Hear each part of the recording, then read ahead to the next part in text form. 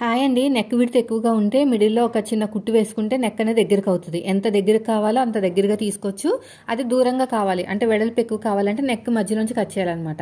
ఈ ప్రాబ్లమ్స్ అన్నీ కూడా మెయిన్ వచ్చేసి ఆన్లైన్లో తీసుకున్న బ్లౌజులకు వస్తాయన్నమాట. అయినా సరే అడ్జస్ట్ చేసేయచ్చు.